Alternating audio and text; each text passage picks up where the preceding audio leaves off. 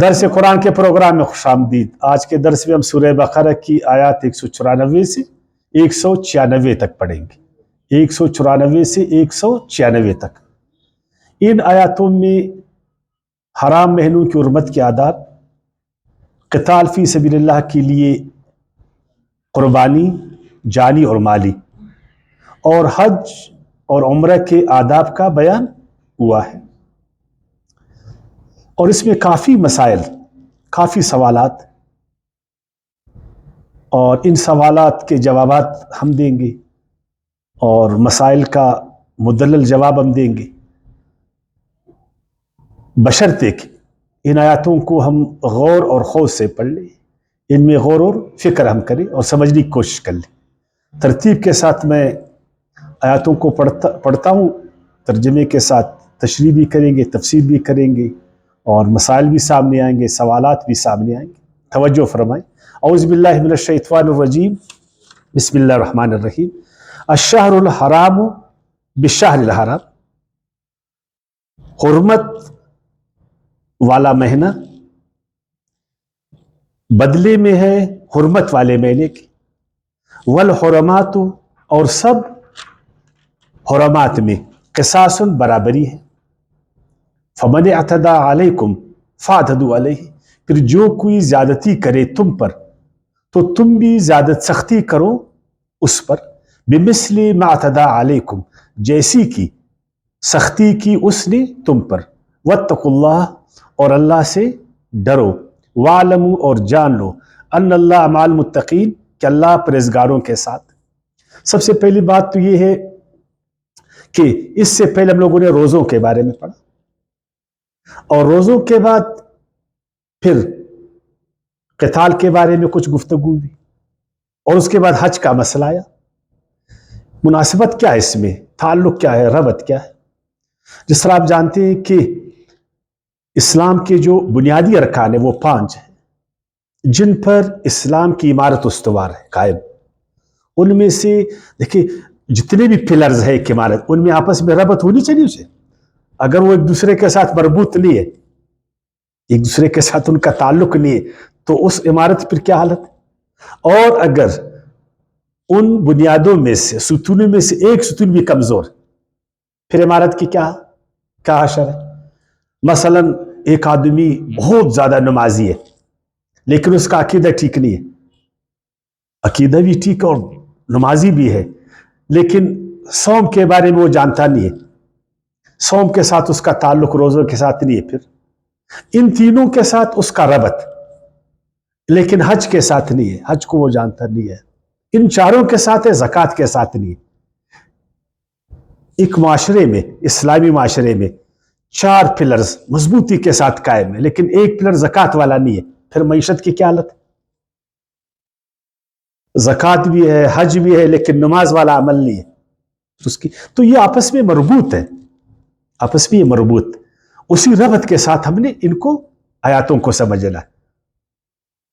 تو روزہ بھی چونکہ اسلام کا ایک ستون ہے نا، تو حج بھی ایک ستون، تو حج کے بارے میں آج پھر سے ہم پڑھ لیں گے۔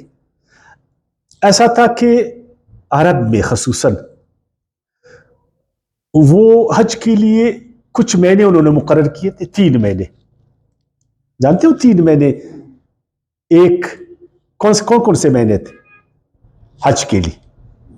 حج کے لیے تو بالکل شوال تھا، ذوالقعدہ اور ذوالحجہ کے 10 دن، اور اسی طرح پھر 3 مہینے انہوں نے اس کے علاوہ، وہ تھا ذوالقعدہ، ذوالحجہ اور محرم کا مہینہ، اور عمرے کے لیے وہ رجب کے مہینے کو انہوں نے خاص کیا تھا۔ ان 4 مہینوں کو وہ حرمت والے مہینے کہتے تھے، ایک رجب کا مہینہ، اور ذوالقعدہ اور ذوالحجہ، اور اس کے بعد محرم، چونکہ وہ 3 مہینے آپس میں مربوط تھے تو ان میں وہ حج کے لیے تھے، اور عمرے کے لیے وہ رجب کے مہینے کو زیادہ استعمال کرتے۔ تو ان مہینوں میں انہوں نے طے کیا تھا کہ یہ حج کی وجہ سے، عمرے کی وجہ سے محترم ہے، تو اس میں ہم لڑیں گے نہیں، جھگڑیں گے نہیں، ڈاکے نہیں ڈالیں گے، دوسرے کا خیال کریں گے، جانو مالو ہر چیز کا، تو بڑی اچھی بات ہے۔ اگر ان کم سے کم ان 4 مہینوں میں بھی کوئی لڑے نہیں اور ان 4 مہینوں میں امن ہو، ایک معاہدہ ہو، تو اسلام نے بھی اس چیز کو اپریشیٹ کیا، اس چیز کو اچھا سمجھا. اس کا مطلب ہے کہ کسی بھی قوم میں اگر ایک اچائی ہے تو اس اچائی کے ساتھ ہم ساتھ، ہم مسلمانوں سچائی کے ساتھ ہم ساتھ. دنیا میں کوئی بھی ایسی اگریمنٹ ہو جس میں انسانوں کو فائدہ ملے، ہم مسلمان، ہم اس کا ساتھ، ہم اس معاہدے کے ساتھ ہیں، ہم اس عمل کے ساتھ ہیں، ہے نا. تو یہ تھا. تو لیکن پھر بعد میں کیا ہوا؟ بعد میں پھر یہ ہوا کہ ان 4 مہینوں میں سے ایک مہینے میں ان کی لڑائی ہو گئی. ان کو غصہ آیا، لڑائی ہو گئی، یا اس کو ڈاکے کی ضرورت پڑی. ضرورت تو نہیں، البتہ اس نے کرنا تھا کچھ نا. تو انہوں نے اس مہینوں میں اس چیز کو جائز کر کے پھر اس کے بدلے میں ایک اور مہینہ جو ہے نا سلیکٹ کرتے تھے کہ بھائی وہ پھر حرام والا مہینہ ہے. اس کو نسی کہتے تھے. نسی یعنی محرم میں انہوں نے لڑائی کی، اب تو پامال کیا نا، احترام کو گنوا دی اس نے. پھر اس محرم کی وجہ پھر ایک اور مہینے کو آرام سمجھتے، اس طرح سفر کو سمجھتے تھے یا کسی اور کو. اس کو نسی کہتے تھے. تو پھر مسلمانوں نے کہا کیا اگر وہ اس طرح کرے، انہوں نے تو پامال کیا حرمت والے مہینوں کو، ہمارے ساتھ لڑائی کر رہے، تو کیا پھر ہم ان احترام والے مہینوں کا پاس رکھے ان کے ساتھ لڑائی کریں یا اپنا دفاع کریں؟ ہم کیا کریں؟ تو اللہ نے بولا اگر انہوں نے ان مہینوں کا احترام نہیں کیا تو پھر اپنے دفاع کے لیے تم نے بھی تو کچھ کرنا ہے. لیکن اللہ تعالیٰ نے فرمایا والحرمات قصاص، برابری کی حد تک خیال کرنا. زیادہ جو ہے نا آپ نے تجاوز نہیں کرنا، چونکہ تجاوز ان کی طرف سے تھی تو تم تو مجبور ہے مسلمانوں، اس لیے برابری کی بنیاد پر ایسا کرنا.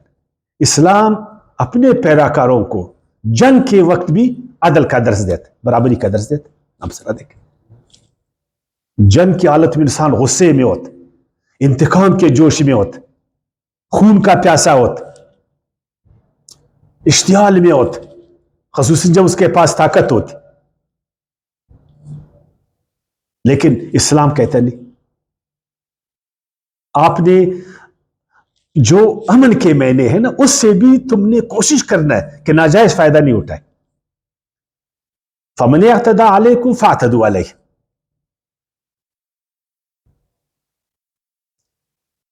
اور تم پر جس قدر سختی انہوں نے کی ہے نا اتنی سختی تم کر لو، اس سے زیادہ نہیں کر لو، اس سے زیادہ تم نہیں کر لو. جنگ میں تجاوز گناہ کا عمل ہے، اس کو اسلام پسند نہیں کرتا، مانتا نہیں ہے. اور اسلام جو ہمیں جنگ کا حکم دیتا ہے مسلمانوں کو، ہم نے پڑھا تھا نا، وہ ملگیری کے لیے نہیں ہوتا کہ جاؤ دنیا کو کالونیاں بنا دو، لوگوں کے وسائل پر قبضہ کر دو، اپنی بادشاہت کے جھنڈے گاڑ دو، جا کر اللہ کے بندوں کو غلام بنا دو. اس لیے تو نہیں ہے نا، اس لیے کہ فتنہ ختم ہو جائے، دنیا میں عدل کا نظام قائم ہو جائے. اس لیے تھا نا، جنگ تو ایک مقصد کے لیے تھی. اس لیے فرمایا کہ جنگ میں بھی تم نے بے گناہ اور نہتے لوگوں کا خیال کرنا ہے، امن کے معاہدوں کا خیال کرنا ہے، امن کے معاہدوں کا خیال کرنا ہے. جو معاہدے ہم نے کیے امن کے معاہدے، ان سے ہم نے تجاوز نہیں کرنا ہے. اور اگر دوسرا بھی کرے گا تو اس کو اتنا ہی سبق دیں گے جس قدر ضروری ہے. نہتے لوگوں پر، جو بے گناہ لوگ ہیں، نہتے لوگ ہیں، ان کو ہم نے مارنا نہیں ہے. جس طرح آج کل آپ دیکھیں اسرائیل، وہ فلسطین میں اس کا جنگ کس کے ساتھ ہے اور وہ مار کن کو رہا ہے؟ نہتے لوگ بھی تو مر رہے، بے گناہ لوگ بھی تو مر رہے یا نہیں مر رہے؟ کتنے نہتے لوگ مر رہے، اور دنیا سوئی ہوئی ہے، مہذب لوگ سوئے ہوئے.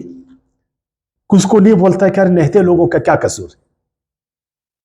جو تم سے لڑ رہے اس کے ساتھ لڑو، جو تمہارے ساتھ لڑ رہے اس کے ساتھ لڑو، جو گناہ گار ہے اس کے خلاف لڑو. جو نہتا ہے، جو بے گناہ ہے، بچے ہیں، عورتیں ہیں، بوڑھے ہیں، ان کے شہروں کو کنڈرات بناؤ. یہ تو انسانوں کو اشتعال میں لانے والا عمل ہے نا. یا ہم نے سنا دیکھا تو نہیں وہ جو جنگ عظیم دوئم میں امریکہ نے جاپان کے ساتھ اس کی لڑائی تھی تو اس نے جا کر نہتے لوگوں پر ایٹم نہیں پھینکا 2 شہروں پہ، ان کے شہروں کو کنڈرات نہیں بنایا. یہ بھی 20ویں صدی میں جدھر تہذیب ہے، لیکن اسلام ہمیں اس چیز کی اجازت نہیں دیتا. اسلام اپنے پیروکاروں کو اس بات کی اجازت نہیں دیتا کہ وہ نہتے لوگوں کے خلاف لڑے، وہ بے گناہ لوگوں کے خلاف لڑے، اور وہ لڑائی میں بھی جو ہے نا تجاوز کر لے اور امن کے معاہدوں کا پاس نہ کرے. بالکل نہیں، کیونکہ اسلام میں جو جنگ ہے نا وہ جنگ برائے جنگ نہیں ہے، اس کا جنگ برائے امن ہے. اسلام اس لیے جنگ کی ضرورت ہے کہ جنگ ختم ہو جائے، جنگ ختم ہو جائے، امن آ جائے، سلامتی آ جائے، لوگوں کو تحفظ ملے، لوگوں کی آزادیاں سلب نہ ہو.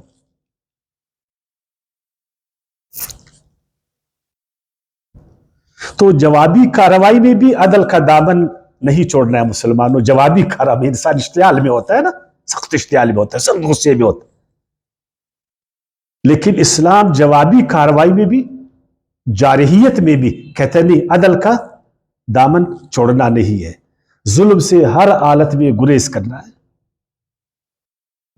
جنگ مقصد نہیں بلکہ فتنہ خطر کرنا مقصد. اور آگے کیا اللہ تعالیٰ نے فرمایا، واتقوا اللہ، واتقوا اللہ. تقوی اسلام کی شرع ہے، اور متقین ہی کو اللہ تعالیٰ جو ہے نا پسند کرتے، اور جنت میں متقین جائیں گے. یہ تقوی کیا ہے؟ جنگ کی حالت میں نا جنگ کے حدود کو پامال نہیں کرنا. جنگ میں تقوی کیا ہے؟ جنگ کے حدود کو پامال نہیں کرنا، جنگی اصولوں میں رہ کر جنگ کرنا، جنگ برائے جنگ نہ کرنا. جنگ کے جو قواعد ہے، جو شرائط ہے، جو احکامات ہے، جو آداب ہے، جو شرائط ہے، اس کا پاس رکھنا. مسلمانوں کا جنگ فی سبیل اللہ کے لیے، فی سبیل نفس نہیں ہے. اے مسلمانوں، جنگ کے دوران بھی حد سے نہیں بڑھو. تقوی کا راستہ، حد میں رہو، حدود کو توڑنے سے پرہیز کر لو دوران جنگ.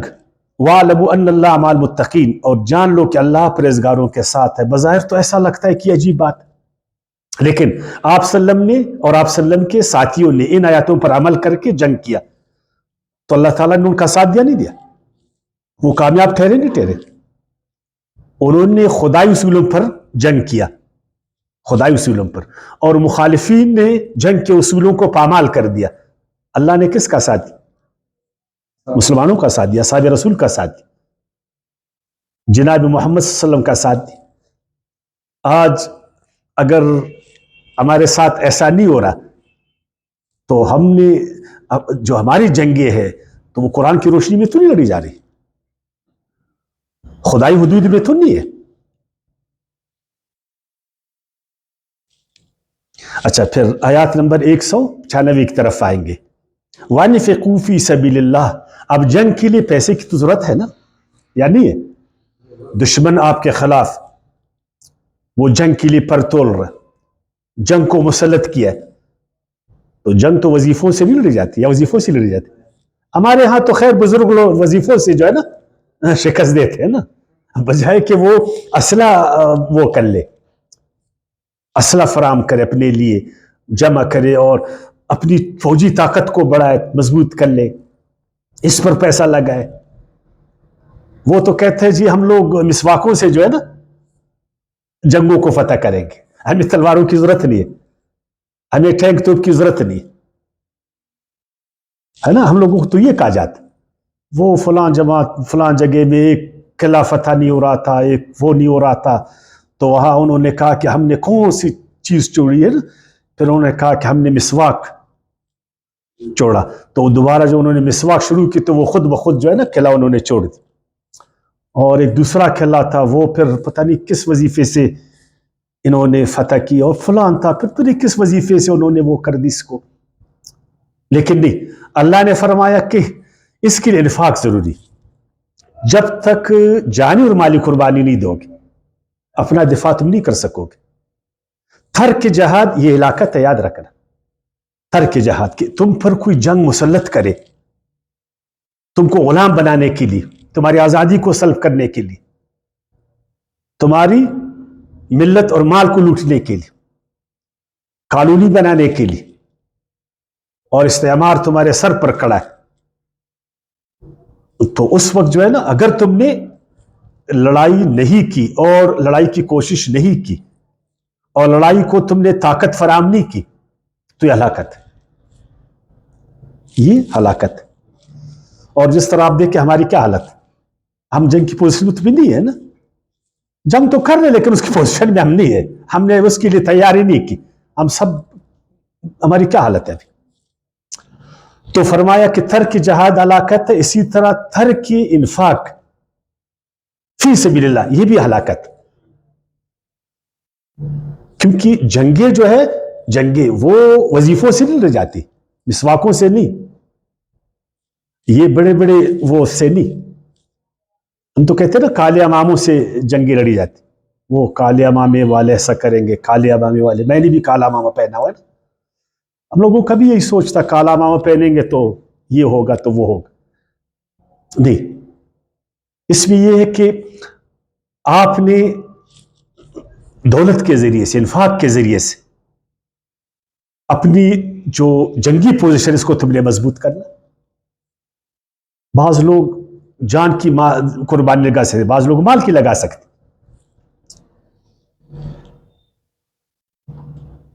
اور فرمایا اسی طرح جنگ میں ہلاکت کے لیے کودنا بھی ہلاکت ہے۔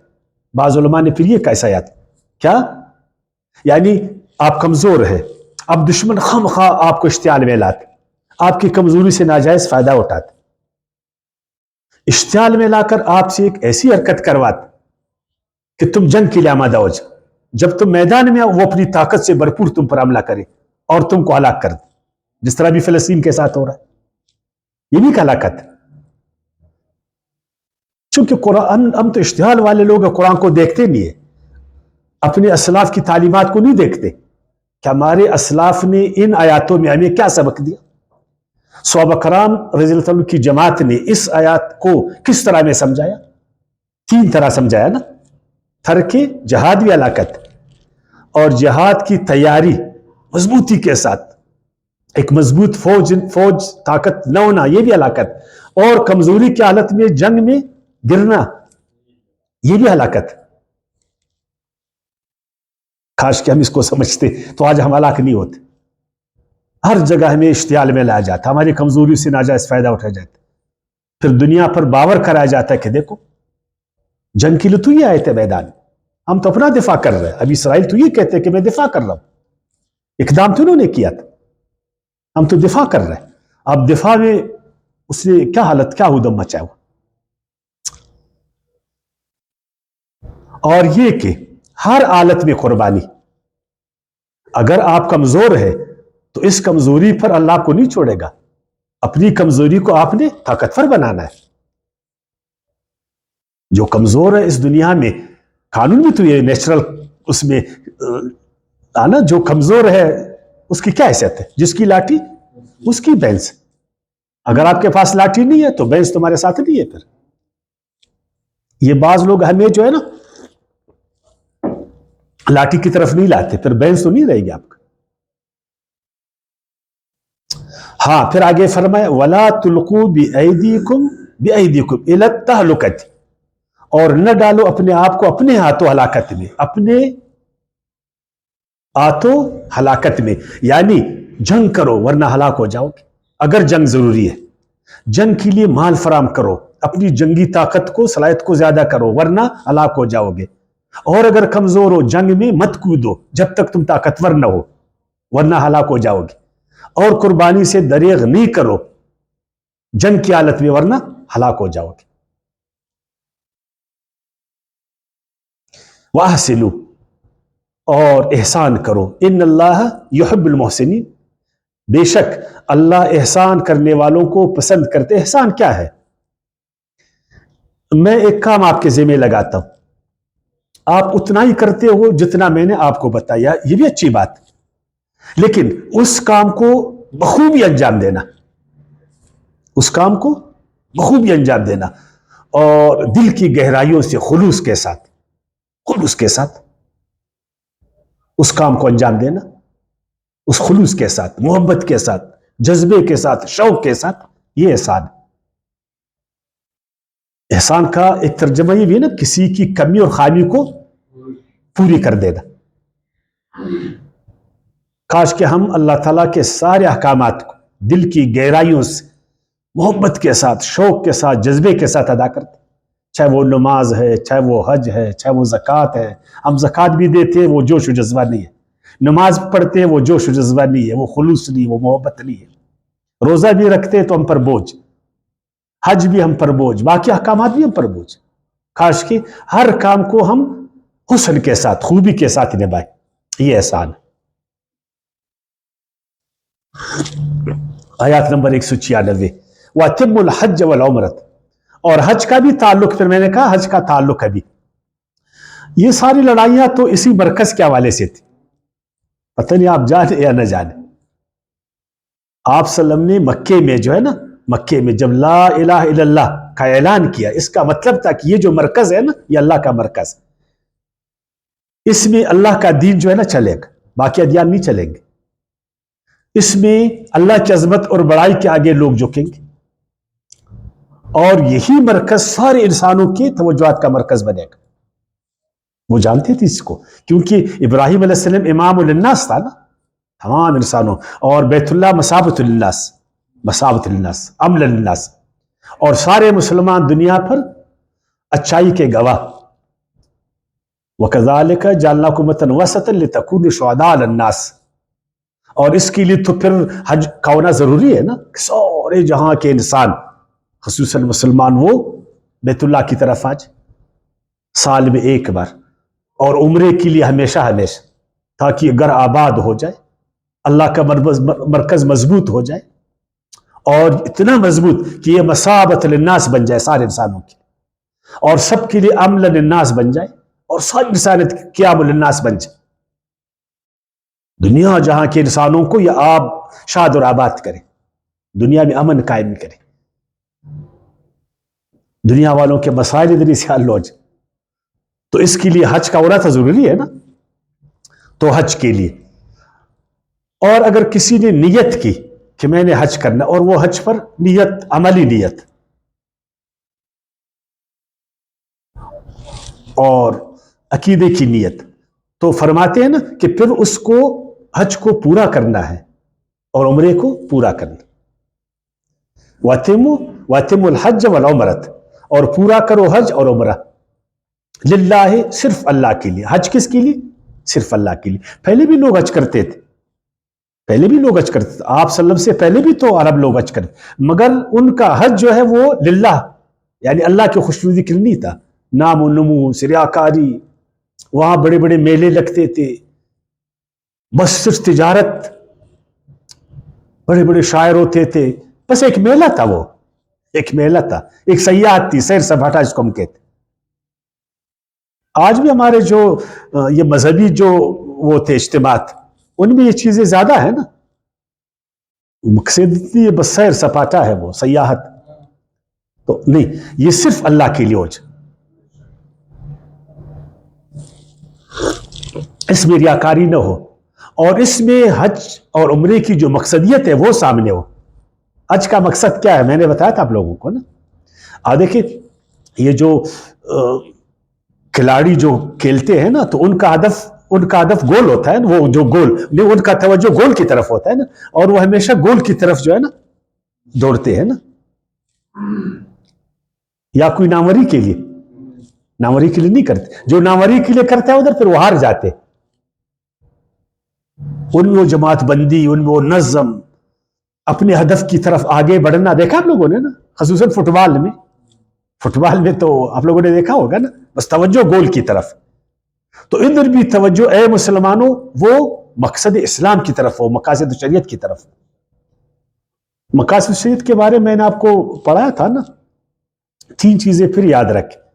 ایک ہے تحفظ، اسلام انسانوں کی جانوں کو، مالوں کو، عزت آبرو کو، دین کو تحفظ دیتا، یہ ذریعے ہے، حج، نماز، زکوٰۃ، روزہ، اور اسی طرح آزادی کہ سارے لوگ انسانوں کی غلامی سے نکلے، وہ آزاد ہو جائے، اپنی آزادی سے پھر زندگی گزارے.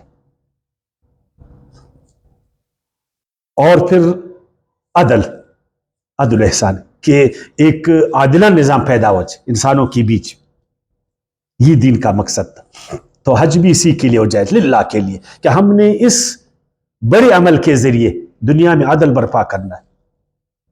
اس بڑے عمل کے ذریعے دنیا کو غلامی سے نکالنا ہے، انسانوں کی غلامی سے ان کو اللہ کی بندگی کی طرف ہمیں لانا ہے. اور اس بڑے عمل کے ذریعے سے ہم نے پوری دنیا کے انسانوں کو تحفظ دینا ہے، ان کی جانوں کو، مالوں کو، عزت، آبرو، ہر چیز کو. ہر چیز سے مراد وہ ان کے دین کو. یہ پھر آگے فرمایا فَإِنْ أُحْصِرْتُمْ فَمَا اسْتَيْسَرَ مِنَ الْهَدْيِ، پھر اگر روکے جاؤ تم کسی بھی وجہ سے، چاہے شرعی ہو وجہ یا حصی ہو وجہ. مطلب ایک آدمی حج کے لیے جائے، راستے میں بیمار ہوا، بالکل جانے کے قابل نہیں ہوا، کوئی اس کو ایک شرعی مسئلہ پیش آیا، درپیش آیا، یا ایک حصی مسئلہ، کوئی لڑائی میں، یا کوئی حکومت نے یا کسی نے اس کو نہیں چھوڑا، آگے سے رکاوٹیں پیدا ہو گئی، وہ نہیں جا سکا، تو پھر کیا کرے گا؟ پھر قربانی کر لے، وہ قربانی کر لے. پھر اگر تم راستے میں روک دیے گئے تو جو جانور میسر آ جائے اس کی قربانی کر دی جائے. چونکہ حاجی لوگ جب احرام باندھتے پھر وہ سروں کو نہیں منڈاتے نا. فرمایا وَلَا تَحْلِقُوا رُؤُوسَكُمْ حَتَّى يَبْلُغَ الْهَدْيُ مَحِلَّهُ، اور نہ منڈاؤ اپنے سروں کو، یعنی اپنے بالوں کو، سر کے، یہاں تک کہ پہنچ جائے قربانی اپنے ٹھکانے پر. اس میں سر منڈانا بالوں کو، یہ کیا، اس میں کیا حکمت؟ نہیں، یہ تو جب آئیں گے پھر اس کے بعد ختم کریں گے نا، اس دوران تو نہیں کریں گے. اگر آپ کو یاد ہے ہم نے ایک وقت پڑھا تھا نا، حج زیب و زینت کے لیے نہیں ہوتا ہے. حج میں اصل میں اظہار عجز کو بھی ظاہر کرنا، یعنی اپنے عجز کو بھی اللہ کے حضور میں ظاہر کرنا.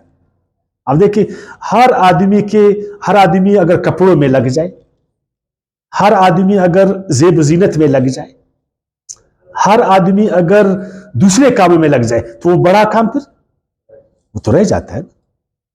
دیکھو آپ کے ساتھ ٹوٹلی کم دن ہے نا، بہت کم دن ہے آپ کے ساتھ. اگر ان دنوں میں آپ سارے دن حماموں میں جا کر جو ہے نا زیب و زینت پر لگیں گے،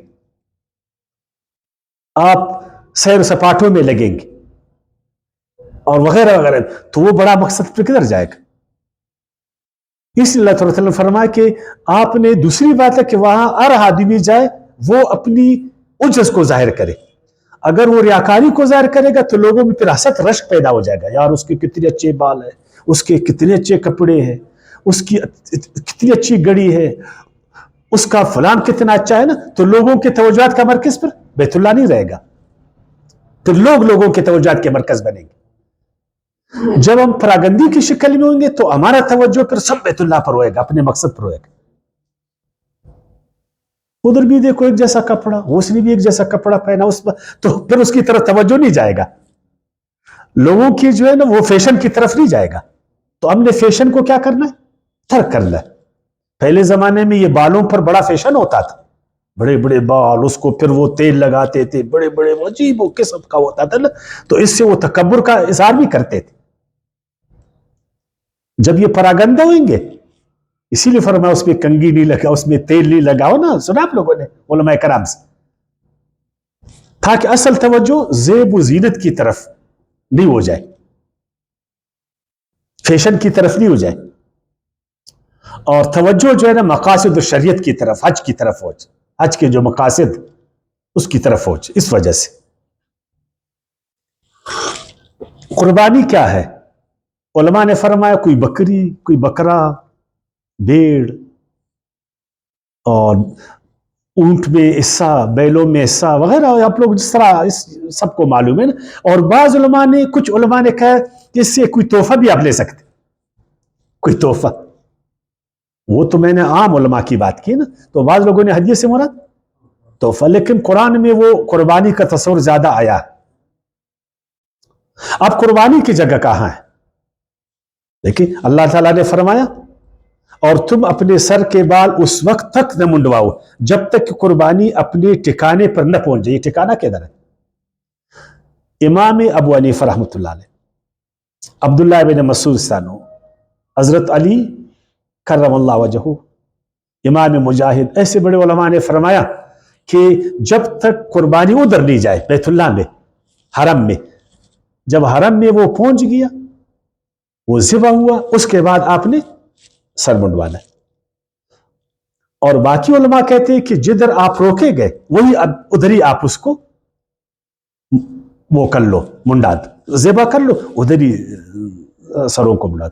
امام شافعی رحمۃ اللہ علیہ، امام مالک، عبداللہ بن عمر، وہ پھر یہی کہتے. اور نبی کریم صلی اللہ علیہ وسلم جب حدیبیہ میں عمرے کے لیے آپ صلی اللہ علیہ وسلم جا رہے، جب آپ صلی اللہ علیہ وسلم کو روکا گیا، پھر صلح حدیبیہ ہوا، تو آپ تو ادھر نہیں گئے، پھر قربانی آپ صلی اللہ علیہ وسلم نے کہاں کیا؟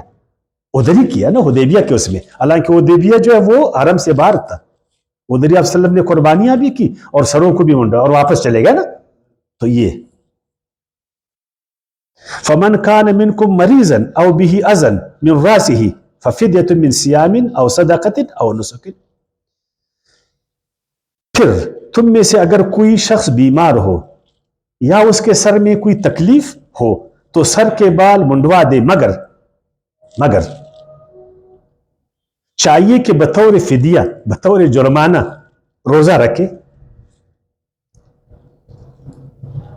یا صدقے سے، یا صدقہ دے یا قربانی کرے. کتنے روزے رکھے؟ 3. شاباش، 3. اور فدیہ صدقہ کتنا کرے؟ صدقہ 6 آدمیوں کو، 6 مسکینوں کو کھانا کھلائے، 6 مسکینوں کو کھانا کھلائے. یا کیا کرے؟ یا تو وہ 3 روزے رکھے، اگر 3 روزے نہیں رکھتا 6 مسکینوں کو کھانا کھلائے، اگر وہ نہیں کرتا پھر ایک قربانی کرے، کوئی بکری مکری. فَإِذَا آمِنْتُمْ، پھر جب تم امن میں ہو جاؤ، یعنی تم بالکل ادھر جاؤ حج کرنے کے لیے نا. فَمَنْ تَمَتَّعَ بِالْعُمْرَةِ، پھر جو کوئی تمتع کرے، فائدہ اٹھائے عمرہ سے، الی الحج، حج تک، فَمَا اسْتَيْسَرَ مِنَ الْحَدِي، تو وہ دے جو میسر ہو قربانی سے.